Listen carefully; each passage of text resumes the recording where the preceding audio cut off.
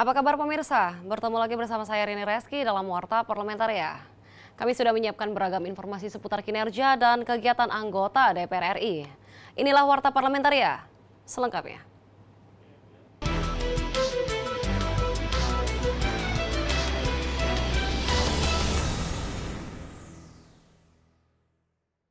Berkaca pada pemilu serentak 2020 lalu, masih ditemukan beberapa kendala dalam penggunaan sistem informasi rekapitulasi atau Sirekap.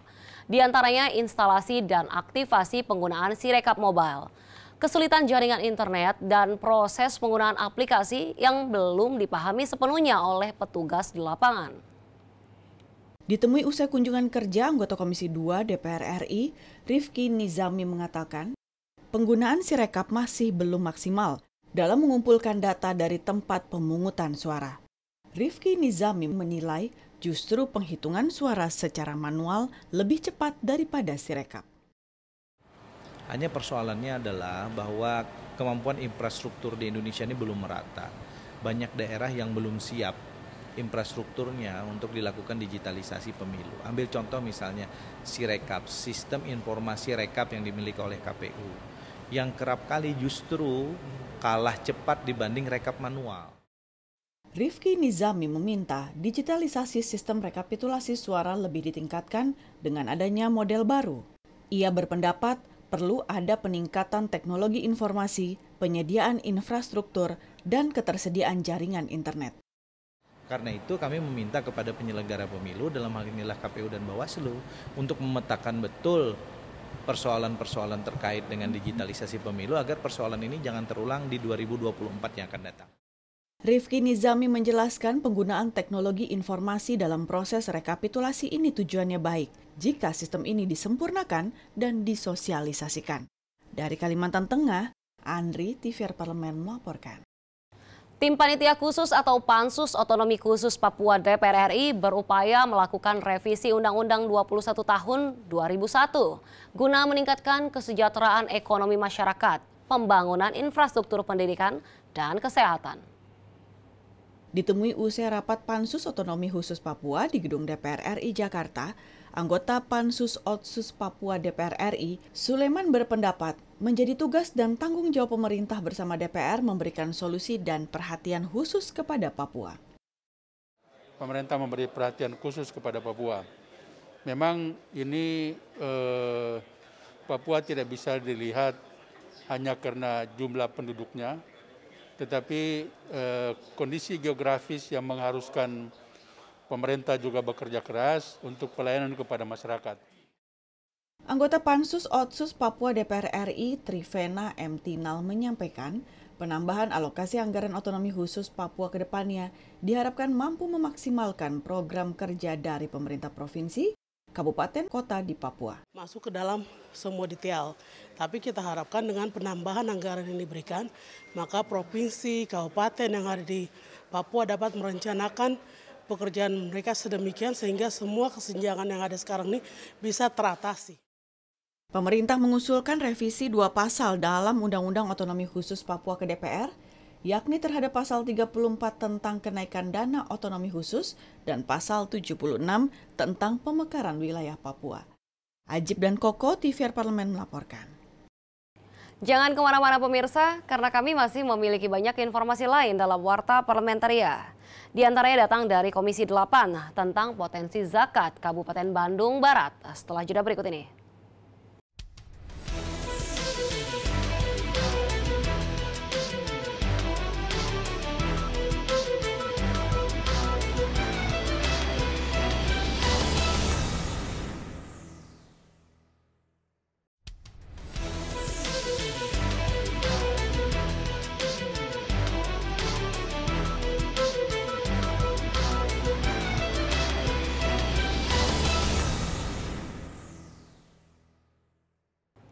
Komisi 8 DPR RI meminta Badan Amil Zakat Nasional atau Basnas Kabupaten Bandung Barat bekerja keras turun ke lapangan melakukan sosialisasi untuk memaksimalkan pengumpulan zakat yang potensinya diperkirakan mencapai 300 miliar rupiah.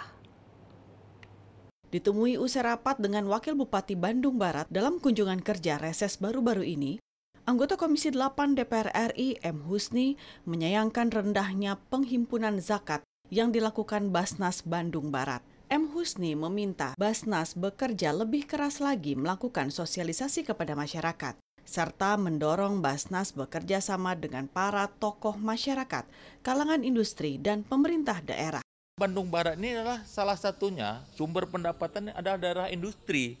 Ayo mari Basnas turun ke lapangan sosialisasi dan juga tolong buat banyak kegiatan-kegiatan penyaluran yang memberikan dampak kepercayaan masyarakat terhadap Basnas. Anggota Komisi 8 DPR RI Seli Andriani Gantina menambahkan untuk memaksimalkan pendapatan Basnas, pemerintah daerah bisa membuat aturan khusus agar ASN dan perusahaan yang mendapat proyek dari APBD menyalurkan zakatnya melalui Basnas. Yang meminta kepada seluruh ASN sifatnya tidak mengikat, tetapi mereka bisa membuat surat pernyataan. Kemudian setiap vendor perusahaan yang menggunakan dana APBD, maka mereka harus merealisasikan zakatnya melalui Basnas. Dari Kabupaten Bandung Barat, Syahroni, TVR Parlemen melaporkan. Anggota Komisi 11 DPR RI Muhammad Misbakun menilai reshuffle kabinet yang akan dilakukan Presiden Joko Widodo harus berlandaskan pada rapor kinerja setiap menteri. Di masa pandemi seperti saat ini, Misbakun meminta Presiden memilih orang-orang dengan kinerja terbaik yang dapat mendukung visi misinya.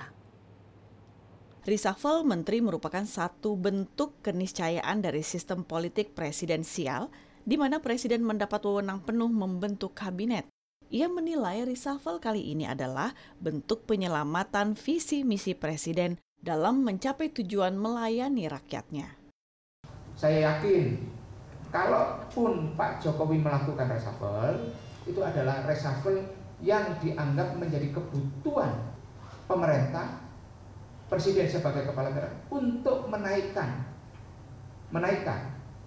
atau memperkuat kinerjanya.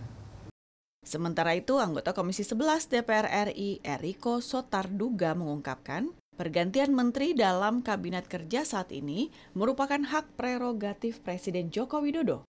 Menurutnya, Presiden telah melakukan evaluasi terhadap kinerja setiap menteri dan memiliki penilaian tersendiri dalam melakukan reshuffle kabinet jilid 2 nantinya. Jadi apa yang salah dengan yang namanya reshuffle ini? Tidak ada. Perkara orangnya siapa? Monggo saja Pak Jokowi menunjuk. Tidak ada yang keliru. Kalau mau ditunjuk dari profesional boleh. Jangan kita mendikotomikan. Apakah juga orang politik atau dari partai politik tidak profesional? Fitian dan Jaya, TVR Parlemen melaporkan. Badan Keahlian DPR RI menggandeng Universitas Muslim Indonesia atau UMI untuk terlibat dalam proses perancangan undang-undang. Kerjasama ini merupakan bentuk keterlibatan dan partisipasi publik dalam pembahasan undang-undang di DPR RI. Ditemui usai penandatanganan MOU antara BK DPR RI dan UMI di Auditorium Al-Jibra Makassar, Ketua Badan Legislasi DPR RI Supratman Andi Aktas menyampaikan ada sekitar 264 rancangan undang-undang yang masuk program legislasi nasional dalam satu periode DPR. Untuk itu butuh kerjasama dengan perguruan tinggi demi memperlancar proses penyusunan rancangan undang-undang. Supratman menambahkan, kerjasama menjadi upaya menyerap aspirasi publik dalam proses penyusunan rancangan undang-undang dan daftar inventarisasi masalah atau DIM. Siapapun dan lembaga apapun yang punya kemampuan, kapasitas, kompetensi untuk bisa membantu Dewan Perwakilan Rakyat dalam penyusunan terutama naskah akademik dan draft RU-nya, itu pasti kita akan gunakan. Rektor Universitas Muslim Indonesia Basri Modding mengungkapkan pihaknya siap bekerja sama dengan DPR agar penyusunan rancangan undang-undang berjalan lancar dan sesuai dengan kebutuhan masyarakat. UMI dikasih kepercayaan untuk melakukan perubahan naskah ya, undang-undang ITE, maka insya Allah kita akan jalankan amanah ini tentu dengan sesuai kebutuhan masyarakat. Dari Makassar, Sulawesi Selatan, Amita Pradita, TVR Parlemen melaporkan. Pemirsa, kami masih memiliki banyak informasi lain dalam Warta Parlamentaria. Tetaplah bersama kami.